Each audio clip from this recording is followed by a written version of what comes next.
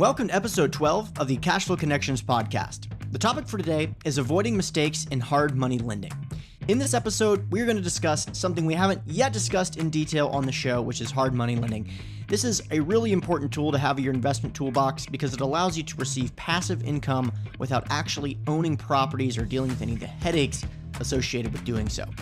A typical hard money loan is when a real estate flipper purchases a property and an investor loans the flipper a portion of the value of the property. Then, once the flipper rehabs the property and sells it, they pay off the loan. It's called hard money lending because the loan is collateralized by a house, which is a hard asset. So today we're going to talk about some of the systems you should have in place if you're going to pursue this type of investment vehicle. We're going to talk about a few key resources you should be checking and utilizing before making a bet on a borrower, which is what this is all about, and a really unique horror story that could have been really devastating if our guest didn't have a really solid legal counsel in place. Now, before we get to the episode, just a quick reminder that this program thrives on reviews. It's the first thing people look at when they decide if they want to be on the program. It's the first thing people look at when they decide if they want to listen to the program. So if you're getting anything out of the show, which I know a lot of you are, I'm getting a lot of positive feedback, emails, Facebook messages, etc.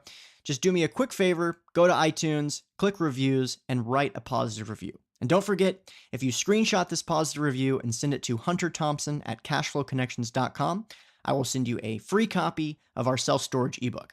Plus, it'd be greatly appreciated. Now let's get straight to the episode.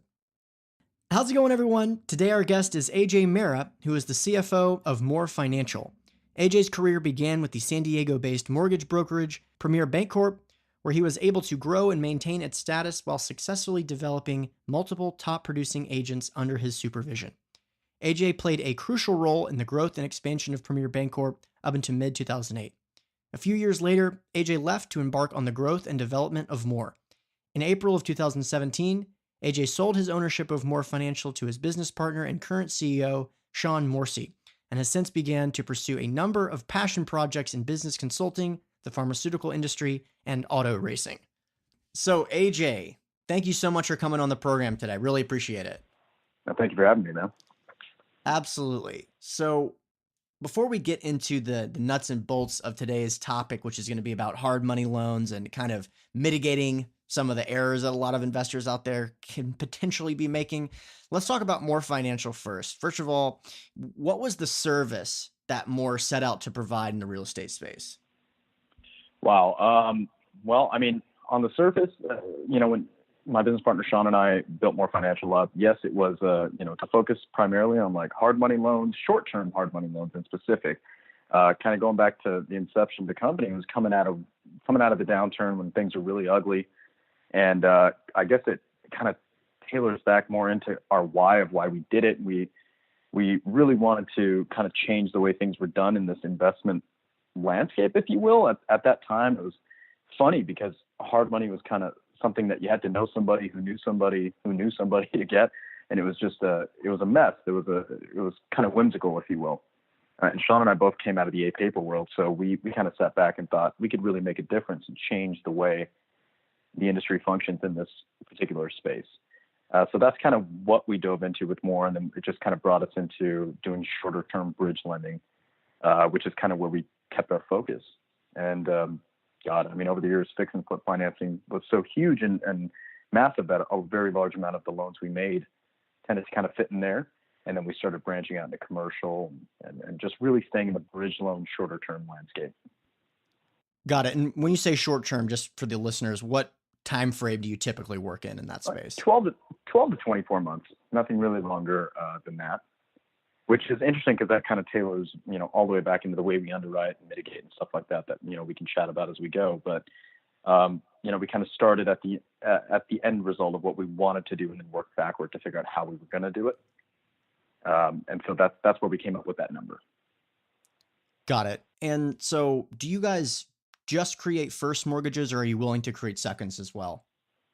No, we started out only doing first. And then we began in like the last, I would say 2.5 to 3 years, we started opening our minds up to seconds, but we threw a pretty huge caveat in there. Sean and I have always been, dare I say, kind of like control freaks on that level, where we've always taken the mindset that you've got to be able to mitigate circumstances, or at least control what's happening on both sides of the fence, especially if you're writing a second. So we agreed a few years back that we would open ourselves up to second trust deeds so long as we had the first under our servicing was our investor. So we won't write the standalone second, but we'll write it against a property where we already have the first. Right. Okay, cool. And so basically what you're doing is you're lending money to real estate investors who are purchasing properties, usually maybe even foreclosed properties, properties that are run down, that are borrowing this money to rehabilitate the property and sell for a gain. And this is something that there just, especially when you started the business, there just wasn't a lot of opportunities out there for flippers. They just didn't have access to debt, and you're kind of democratizing the access to capital. But when doing so, there definitely needs to be some criteria in place, because it's not just anyone can go out and flip a house. So what are some of the criteria you're looking for when kind of looking at if this deal is going to make sense, or if this borrow is worth, your time and your capital? Wow. That's going to be a little bit of a lengthy answer, so I'm going to apologize ahead of time for that. But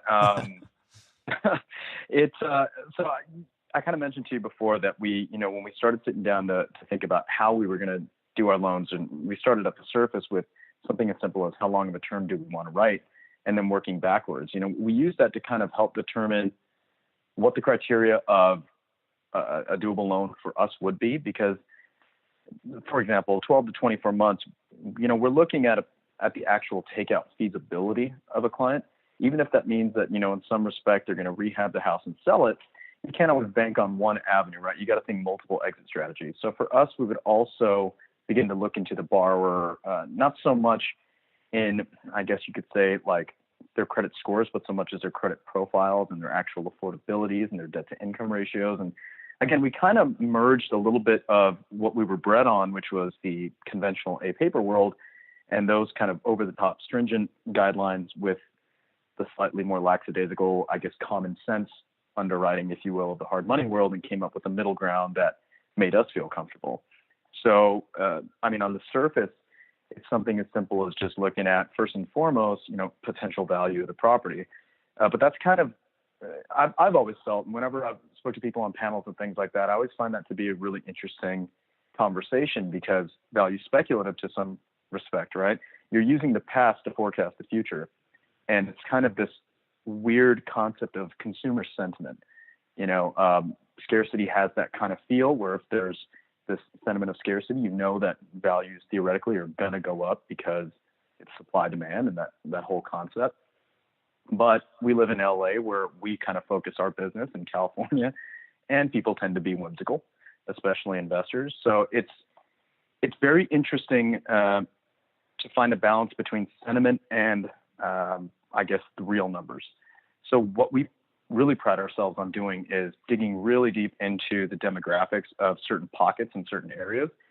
And, especially for our investors, when we're sitting down speaking with our trustee investors and guys that are really in it for a passive reason, they usually have a slightly longer term forecast. They always think of a worst case scenario going, well, hell, it'd be great if the note paid off in 12 or 24 months, but we always have to think about what if it doesn't, and what does that mean for the investor?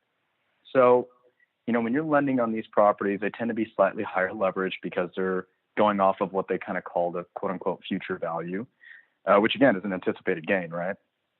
So it's kind of like, I don't know, it's kind of like investing in a stock on earnings day.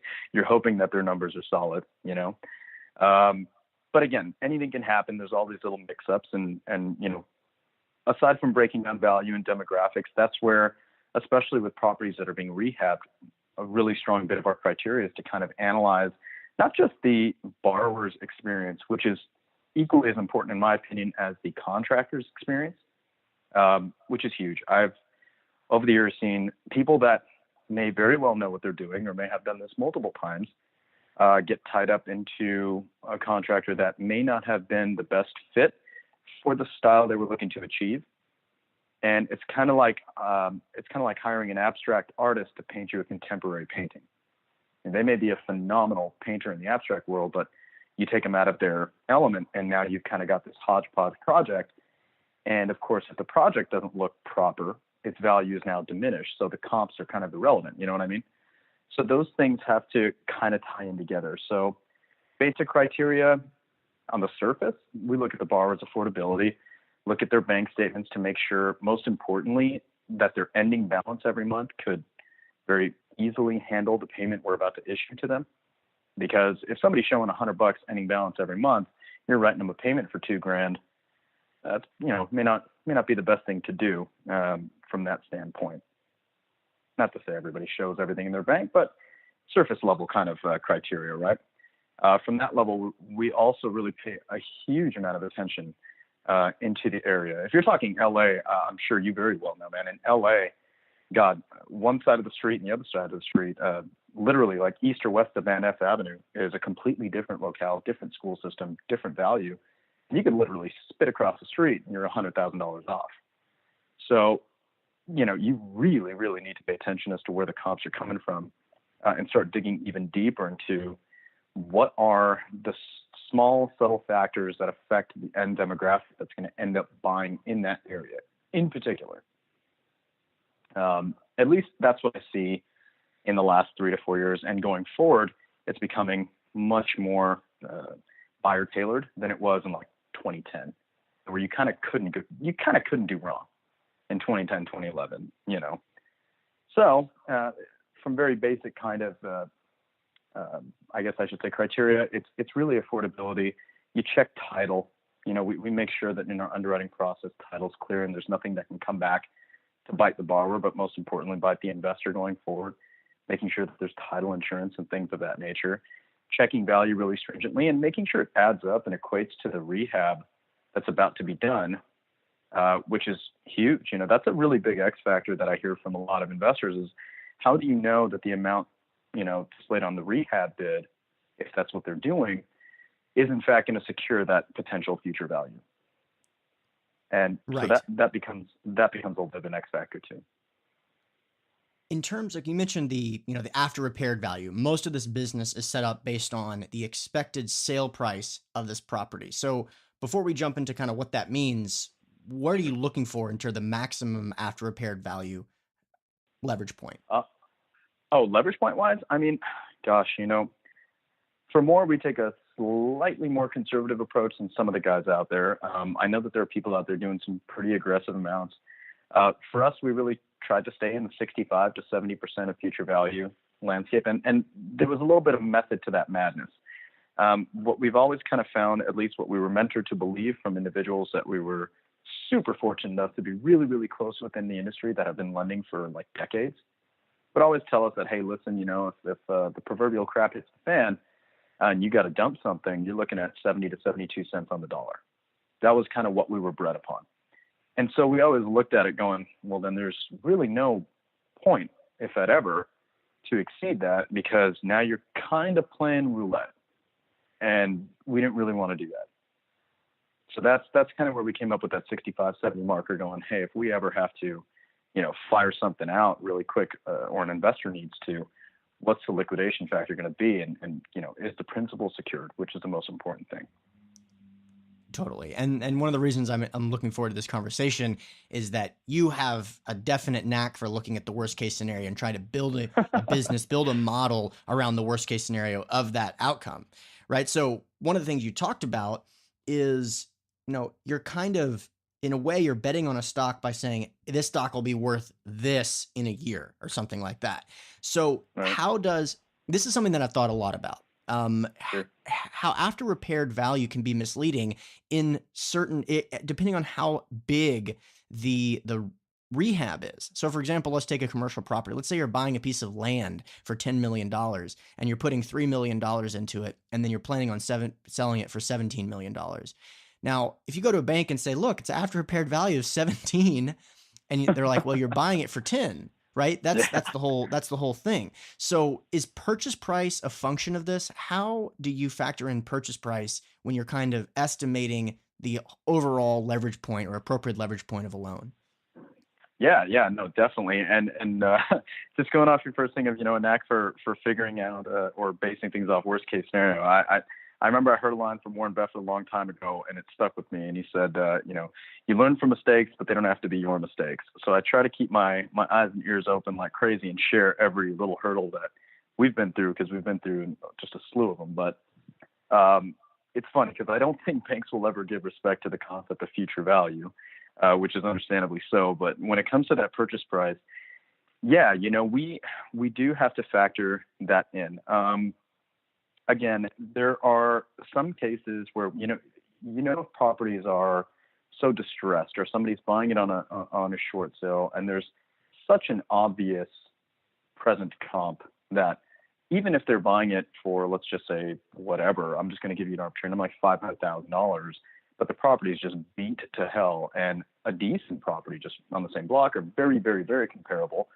And comparable is kind of a loosely used word from what I've seen over the years. It doesn't just mean a house down the street. It actually means like, a comparable house with flow and layout and all that hoo-ha. It's selling for much more. Then we typically will look at that and give it some weight. But still, we adopted a philosophy that we didn't believe in going over 90 to 100% of somebody's purchase price. I mean, if they're getting a really smoking deal, we'll go up to 100% of the purchase price. But as a safety precaution, we always make sure that the borrowers bring in the rehab money needed to achieve the future value, which again, we kind of touched on as being an X factor too. And so for us, when we're doing, loans internally, or if we're advising other passive investors on what they should do, it's always best to have a third party individual go inspect that property and bid it out again, because it's funny. A lot of people will come to you and go, for us, we would get people that would approach us all the time and say, well, I can, renovate this property or get it to this future value level in X amount of dollars because I know all the contractors. Well, that's fine and dandy. But for us, again, learning from other people's mistakes, I got to take this into consideration and say, well, what if something happens to you? I'm an average Joe, and my investor are going to have to go in and fix this. What's it going to cost us? Because we have to factor that, you never want to think that people have low integrity or will walk out on anything, but God forbid, bad stuff happens to good people all the time. You got to make sure that the property is secured and can actually achieve some sort of relative level of that future value. So we would always hire a third-party inspector who was an ex-builder himself to go out and bid the property. And, that's the amount of money that we would hold in a trust account if we were going to those 90, 100% levels, because we got to make sure that the borrower's got an ample skin in. Plus, we look at it going, if all else fails, okay, we've got a contractor on deck that actually bid the property to achieve that value, and we're holding that money. So it's all safe and secured in that level, if that kind of makes some sense. Absolutely, that makes sense. That is exactly the type of stuff that we want to hear, because there's a lot of lenders out there that are not putting that in perspective. What you just outlined is a very solid way to structure an opportunity for performance, especially if you're looking at the maximum purchase price. Just to bring it to that original example, if in that $10 million purchase where the bank you're trying to get a loan for $17 million, the key here is that the true worst case scenario is that the developer, as soon as he signs the contract, says, you know what, the market's changing, I'm not finishing it. So when you want to look at real worst case scenarios, it's not ARV, it's purchase price. Purchase price is the key, because that's the actual value. Now, your buyer may say, look, I'm getting a screaming deal on this. Great, but that's the market. That's the definition of the market. He told you he'd sell it for you, and he bought it from you. So that's it. Well, it's funny because borrowers used to get really pissed off at me when I would tell them that. They'd say, oh, well, I just bought it, for this. For X, I'm going to turn around and I'm not even going to touch this property, and I'm going to flip it for Y.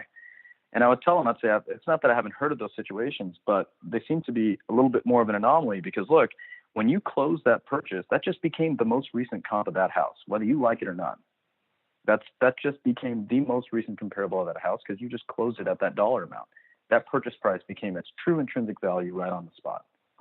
So, you can't, again, that's where people get a little, I feel just aggressive, or sometimes like foolish even to some regard, in this optimism that it's just forever, going up in perpetuity, which is scary because it's like reminiscent of a mentality of what people said back in '06. And, that turned out to be a blast.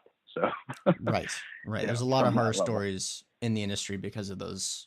When you hear a lot of stories happening like that, you need to be putting on the brakes in a lot of different ways. And they're not happening right now, at least from my perspective, but it's definitely something that's more of a red flag than great news.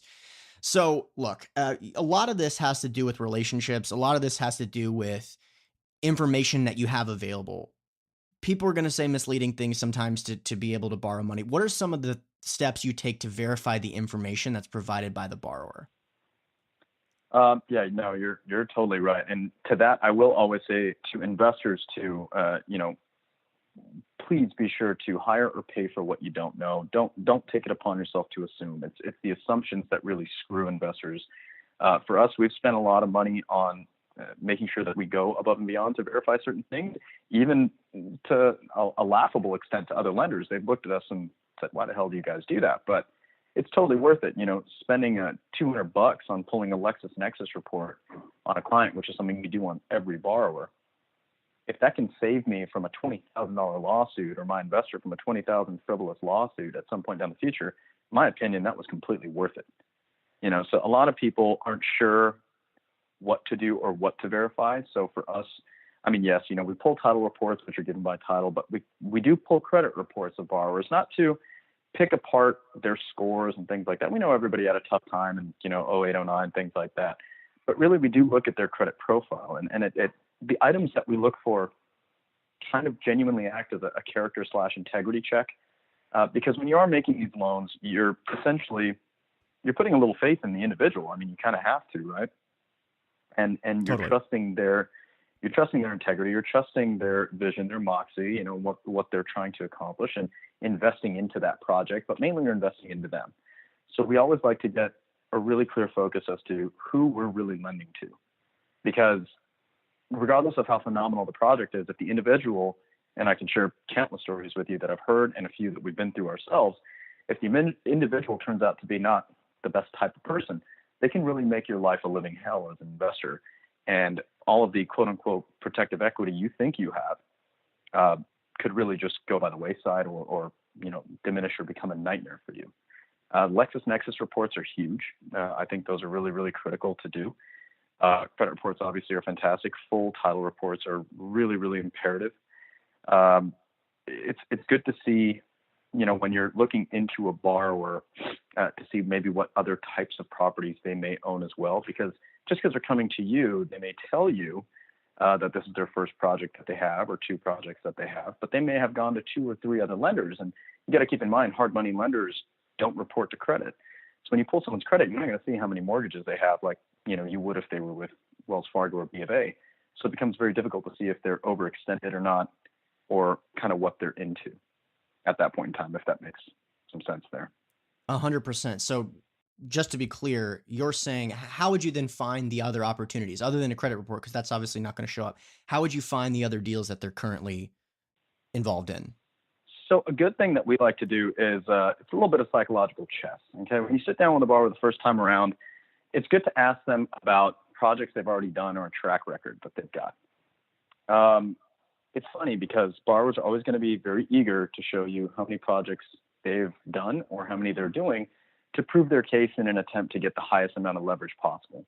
So starting out with the way in which you kind of approach the transaction is pretty key, because you want them to feel free to divulge those as though it's in their absolute benefit, because for you as an investor, you want to know exactly what you're dealing with.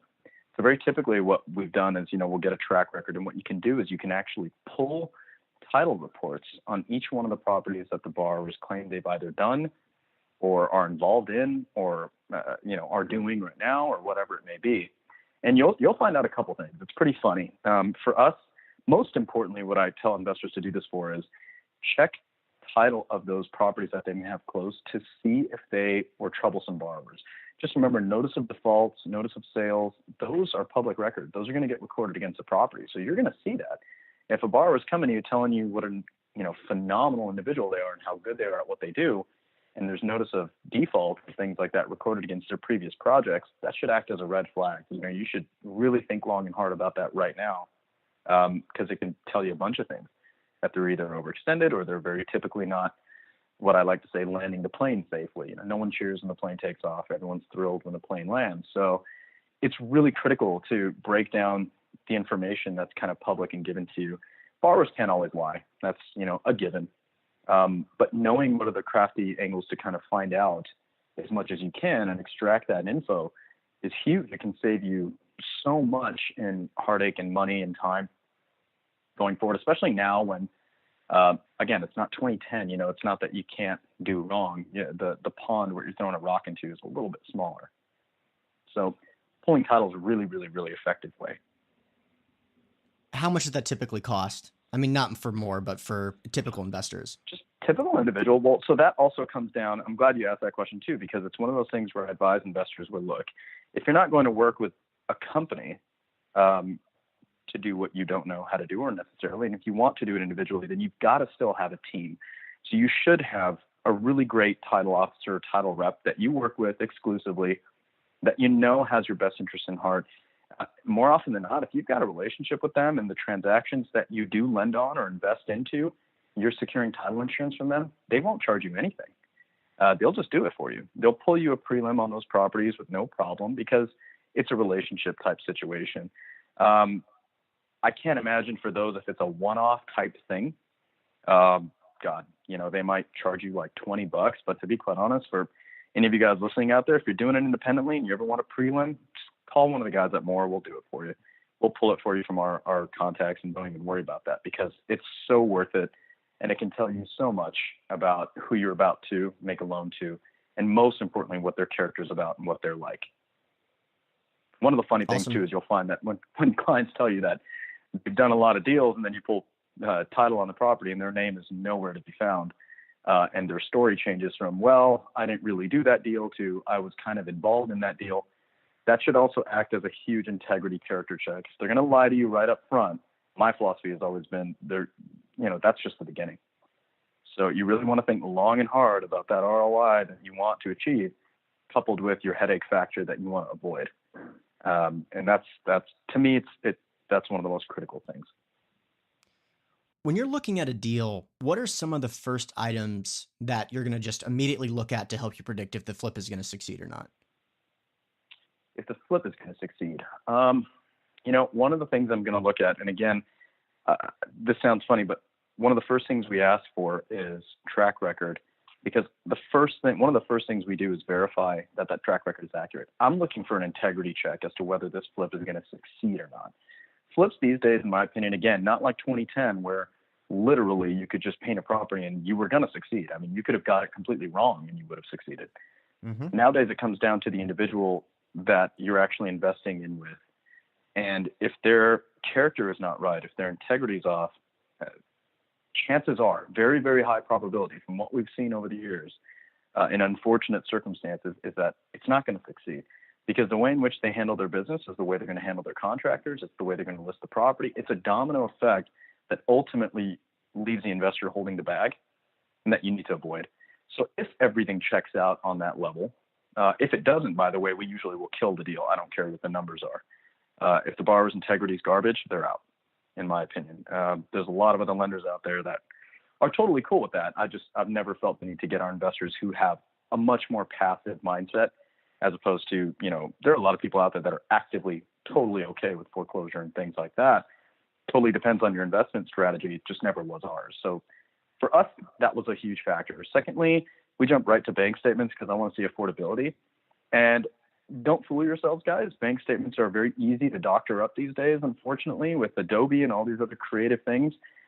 We catch fake bank statements all the time. It's ridiculous. That's why one of the things we make sure to do is we spend the $17 and we get what's called a verification of deposit.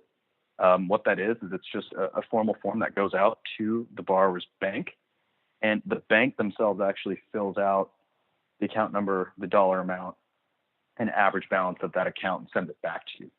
So that way we can compare if the bank statements again are showing $300,000, and then when we get the VOD back, it shows $3,000. Right there, you've got another character check as to who you're lending to and what they're really about. And that should, I don't know, in my opinion, that should make your decision right there. But if all those things check out, then we start diving into value and demographics and things like that. Reason being is I don't want to dive into a property if the person I'm making the loan with isn't even somebody that we want to consider.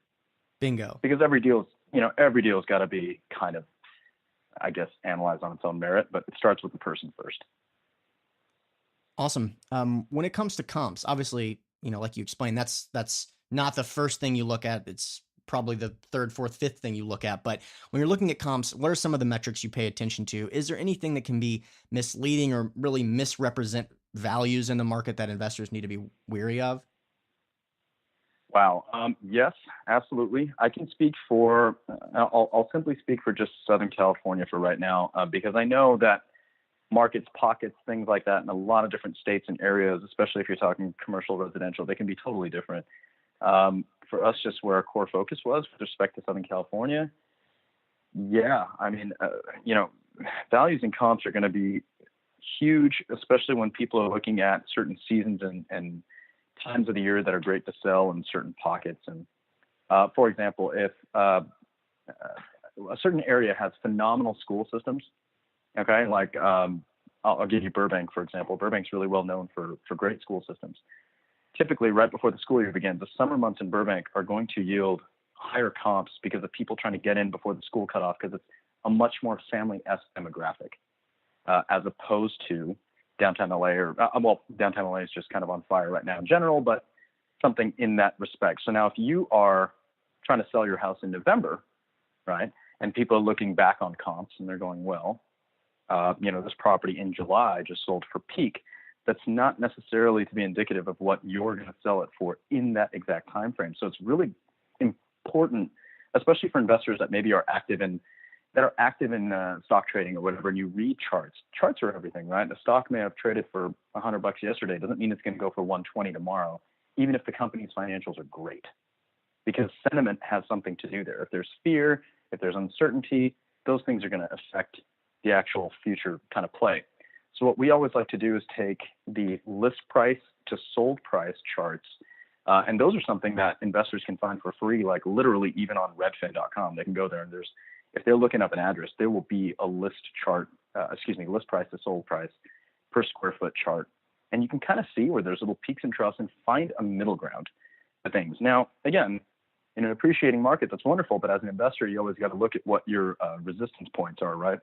So it's great to find, you overlay those charts and kind of find where a worst case scenario could lead you and base your risk assessment off of that.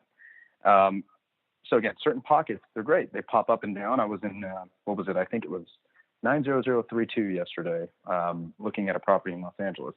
That zip code got rated the highest appreciating zip code in Southern California right now. Who's making these assessments up and controlling consumer sentiment? Yeah, who the hell knows, right?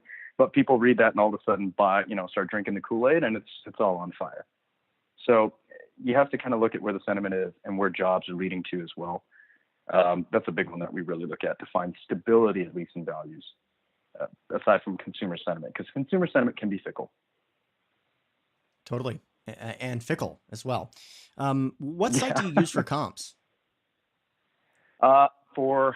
We use MLS and things like that, but a very basic, easy, free service that I at least will look at is Redfin in that regard, for a number of reasons. I don't look at it for them to tell me what the value is. Like, I think they have like a Redfin estimate or something like that they give you.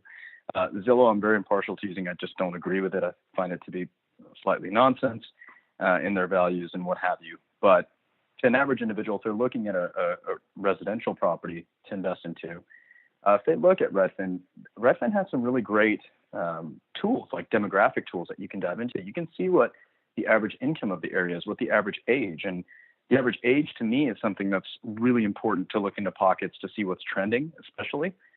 And jobs, obviously, you link it together. But then what you can also do is you can see what the nearby properties are selling for.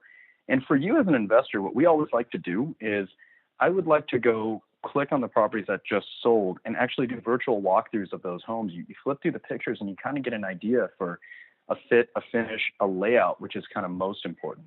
Just because you've got a 4-bedroom, 3-bath against a 4-bedroom, 3-bath, if the layout's wrong or not conducive for what that demographic in that area is looking for, it doesn't mean you're going to achieve the same value. And therefore, as an investor, your protective equity is not as high as you anticipate it to be. So you've, again, got to take that into consideration. So what's cool about Redfin is you can look at the properties that are in and around your locale, and you can do little virtual walkthroughs and flip through the pictures and kind of see what it took to sell for that amount, what were the fits and finishes and colors. And it's nice. It really does give you an idea. And then you take that back and compare it to the project you're about to invest into. And that's where it's really important when I say that you're kind of investing in the individual and their vision, is because as an investor, you're not telling them what color to paint the house or what tiles to choose or, what wood color or what feel. And those are the things that really, I mean, you could do great work, but if you just choose wrong, right, it could really affect the value. Years ago, we had one of our clients paint a property like banana yellow. And when we went to do the final inspection, for the life of me, I couldn't figure out why the hell they painted the house that color. It stuck out just hideously like a sore thumb. And then it sat on the market for 4 months, causing him to price drop it to all hell until he finally just spent a couple grand and painted it a neutral color. And then the property was miraculously under contract. So it's something that that can really affect value on that level too. That last was a kind of a great segue into my next question, which was, how big are these subjective type of preferences of the flipper, of the person who's really putting up the color scheme? How big of a deal is this in terms of what you look for? Is that something that you're like really cautious of as a lender, or is that something that you're like, well, look, at the end of the day, these styles are going to come and go? I mean, what thought process goes on there, and is it subject to the range of price points? So, yeah, totally. It is absolutely subject to range of price points too. But then I also feel like, speaking in a more general format, your involvement, or I guess your level of care of these subtle choices and things like that, I feel really come down to the position of the investor, as far as, do they want to be more passive or do they want to be more active? As an active investor, for us, as a hard money lender, if the borrower gets it wrong, I've got to factor that into our protective kind of risk assessment. Because as a company, what we'll do, worst case scenario, things come back, we can send one of our contractors out there to repaint the house and do that whole thing, while allowing our investor to remain passively involved. But for individual investors that go out and invest in these flip projects, my personal opinion, if you have an active approach, sure, you can, you may not mind getting out there if things go bad with your contractors and repainting and retiling and redoing floors, because you're okay with that. But from what I've seen of a lot of people that will engage in trust deed investments on an individual level, is they come in with a passive approach and really never anticipate having to take a slightly active role. And if that's the case, then you really got to be tied into the color schemes and the actual layout and the vision of the property well before you put a dollar into that property and investment. Again, because it's not 2010 where you could just paint it anything and people were just so hungry to get a property, it didn't matter. Nowadays, I truly feel like rehabbers, I mean, man, you're like a mini builder. You're putting out a product, and as an investor, you're investing into that final product. People nowadays have access to so much more information on what's considered good or bad, or what they believe to be good or bad. I mean, you can turn on HGTV and there's a rehab show on every 20 minutes, right? So all these styles and what's new and what's, people are being fed what they should like. And if you're not in line or in tune with what they're being told to like from a trend standpoint or whatever, because you're right, it's fatty. It can go in and out or whatever. And that's why it's even more important to stay at the forefront of the trend, or be setting that trend, which I believe really, really, really totally differentiates somebody who should be flipping properties and somebody, frankly, who should not. And I feel there's a lot of people in today's market that really just have no business flipping properties. Great point. So I definitely do. I'm known to watch the occasional flipper flop. So it's something that, I've talked about in the past. Like, obviously I have many, many connections in the real estate business. Is this something that a reasonably knowledgeable person that has a full-time job can go out and kind of do? Or is this, at this point in the cycle, is this something that you would suggest only full-time flippers should be in the game, or is it somewhere in between the two? I mean, I'm really interested to hear your perspective on that. Sure. Again, totally my opinion on the situation, and you nailed it with that word. It's really a difference of should or could. Should somebody do it? Yeah. In my opinion, should they be doing it part-time? Hell no. Right now is one of those times where part-time rehabbers who don't view it as a true business, they're the ones that are, again, in my opinion, taking all the big losses on that regard. Because look, right now you've got this whole situation where people come out and go, oh, the purchase prices are just getting so high. People are bidding like crazy for properties. There's no margins in them. yada, yada, yada. And then what ends up happening is you get people who will pay too much for a property, spend too much on rehabbing it, and then list it way too high. And then they start price dropping, to all hell. And then people start going, oh, values are coming down in this area or something like that. When the truth is, the people that bought it really just jumped in for the sake of jumping in because maybe they were a little more part-time on the situation and were not taking a full-time active approach to find a good deal. They just knew they needed to be, quote unquote, in a deal.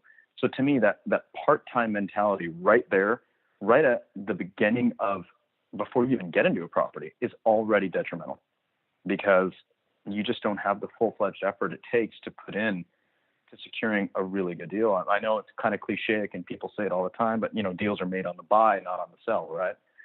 So if you're buying it wrong right up front, it's already doomed. You're genuinely just gambling. You might get lucky if values go up at some point or in some pocket and you get to dump it for a good amount, but the likelihood is really slim. And being part-time engaged in these, people put too much trust into a contractor that tends to be unvetted or inexperienced, and that creates a domino effect. And they're not overseeing the project as much as they should, or taking as much of an active role in making sure it's moving fluidly and properly. And so all of these things, all of these kind of inadequacies of what they're able to give end up putting the investor themselves at a lot more risk because it's your money sitting in there. And if someone's not managing the project, then what's going on? And that's that part-time mentality really, I feel, leaves people really disconnected. The one word I can say is that they're just disconnected from all parts of the transaction, from the buy all the way to the sell. And to me, that's just dangerous. I don't think that's a good idea. Right. The disconnectedness for sure. And that's one of the value adds that someone like MOR is bringing to the table is the servicing. I know that you've talked in the past about how servicing is incredibly important and will have a tremendous impact on your default rate over long term. Talk briefly about why that servicing component is so important and how that connectedness with the borrower and the contractor and the flipper is all so important. Yeah, totally. We've always felt that maintaining a very linear approach throughout the entire process is super critical to protecting the investor's capital, as well as kind of just ensuring that the process moves as smooth as it can. For those of us that have lent on these a lot or have been engaged in real estate transactions, I can't remember a time where everything goes, quote unquote, according to plan. It just never really does. There's always slight, small incremental adjustments or wrenches that get thrown in things that you kind of have to deal with. And what we found over the years is that, a loan may be originated by one party that has a certain feel or a certain kind of approach to the client, and there's that human element involved. And then what happens is the loan gets funded by an investor who's passive and disconnected from that element. And then the servicing will get moved to a third party company who knows nothing about any of those two things in the first place. They're just operating in a very basic form and fashion. And when these problems arise, unlike a conventional loan, where things are very A plus B equals C, you just, you get a loan, you make your payments or you don't. With these properties, you're usually holding rehab funds and, projects get delayed and those delays come up on balloon payments and borrowers go through little hiccups and things of this nature where things are going to happen. When you remove that human element or that linear kind of approach to things, I've always felt from what we've seen that would for surely increase the default or potential to default on those notes, because I think that the minute you remove that human element, people feel like they're talking to a quote unquote corporation. There's no personal touch left in there. So for us, we always wanted to make sure that, yes, we originated our notes and we service them, because I want the borrower to speak to the same person from the beginning all the way to the end and have the same communication feel and the same human element that, again, we understand what's going on and we're looking out for our investors, but in the same token, it is in our best interest that the borrower succeed, right? You don't want them to fall flat on their face. You want them to succeed so that we can keep making investments with this person and securing our investors' capital for high yields. So something as simple to us was just keeping it all in one roof. And when problems arise, at least you can speak to that person. They feel, I guess I've always felt they felt far less inclined to default on me, AJ, than the company MOR Financial.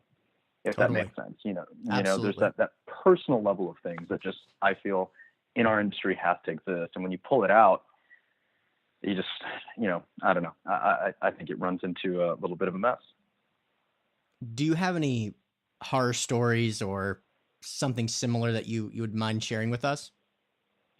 Sure. We've got a few. I'll tell you, why we're so big. It's funny because, like when you look at like loan paperwork or something like that, there's this kind of like hilarious joke in the industry as they say people's loan docs get thicker. It's because somebody sued somebody, and yes, precautions usually come as a result from something that happened to you in the past.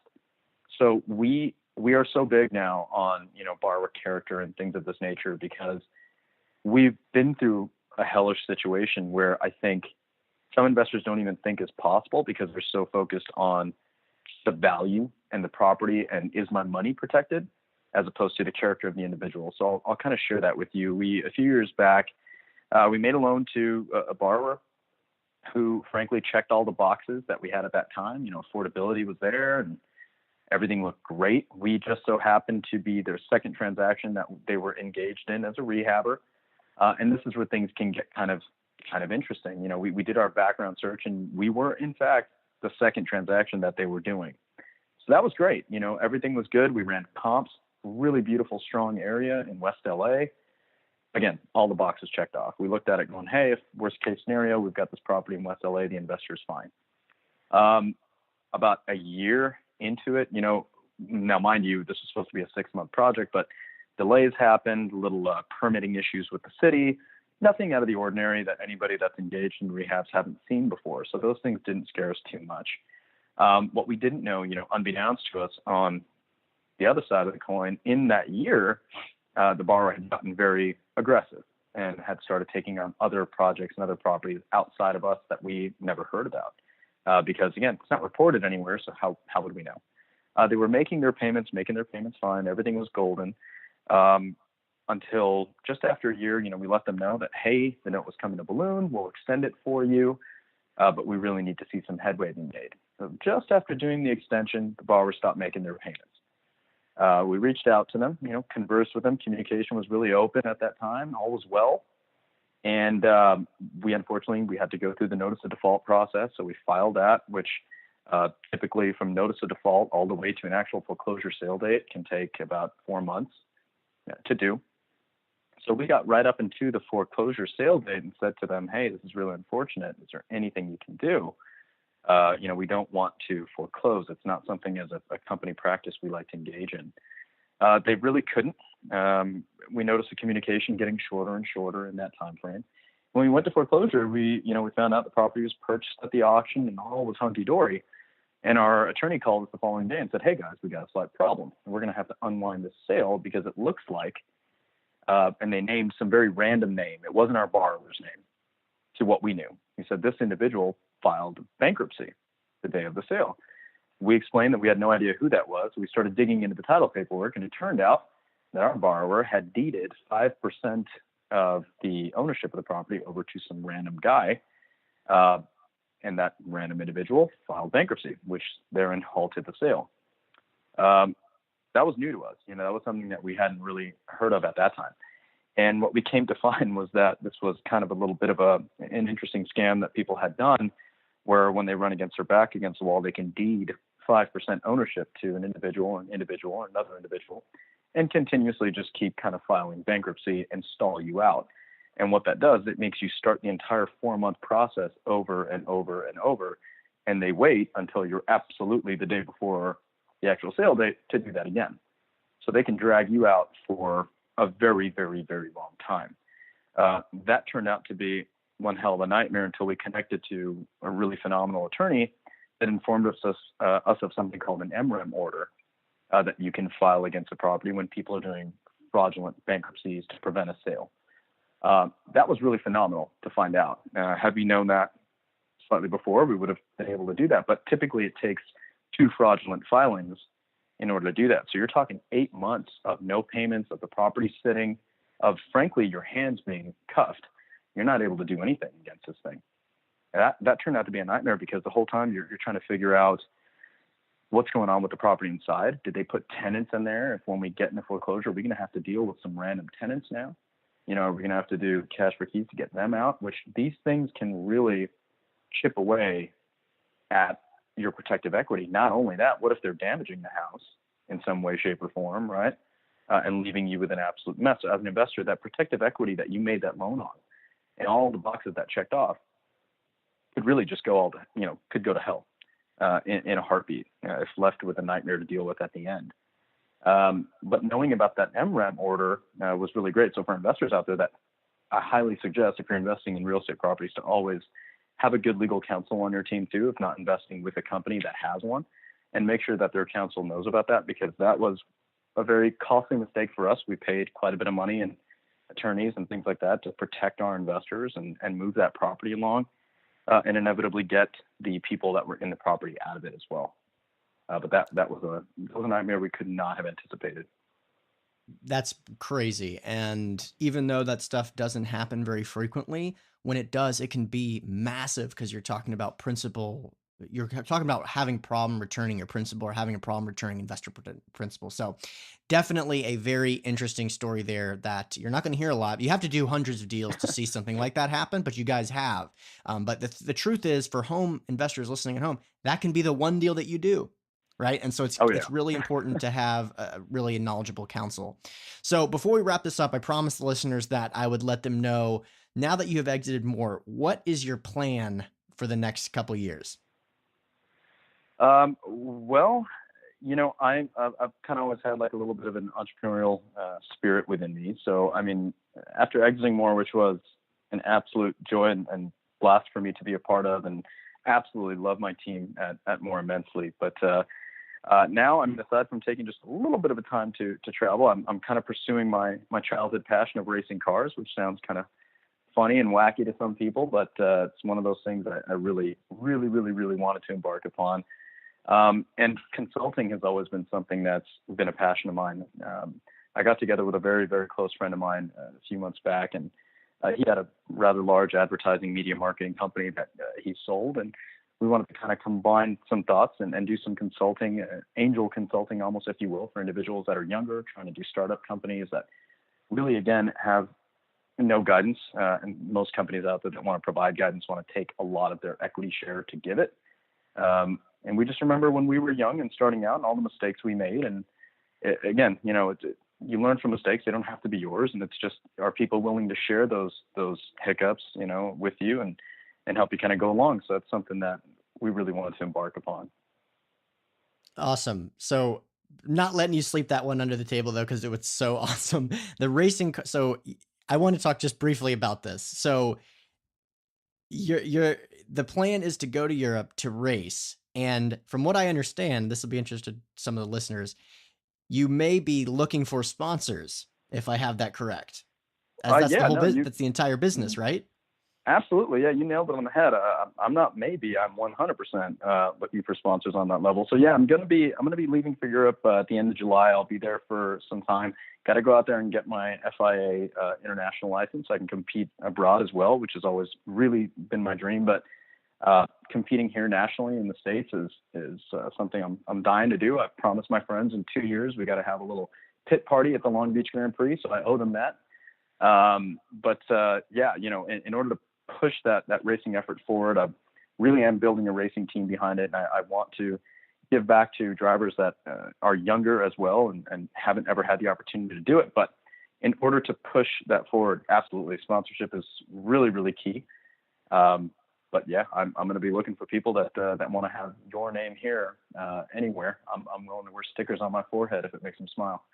So whatever the Cash Flow Connections logo is going to be mailed to you soon, and we're going to have that sponsorship locked up, because it's been your dream to race cars. It's been my dream to have my company logo plastered on an M3. So well, you got it, man. You got it. All right. Well, AJ, again, I can't thank you enough, man. Really enjoyed the conversation. A ton of great content. So I really appreciate you coming on. No, thank you. And thank you, listeners, so much for having me on. I really appreciate it. For all the listeners out there, thanks for taking the time to listen to this episode. If you're interested in contacting MOR, feel free to go to their website at morfinancial.com. That's MOR financial.com. Their website will be in the show notes page. And they also have a contact form where you can fill it out and get in touch with them directly. If you liked the episode, don't hesitate to leave us a review. Leave us a 5-star review, screenshot the review, and send it to hunterthompson@cashflowconnections.com. I'll shoot you that free self-storage ebook. Thanks a lot.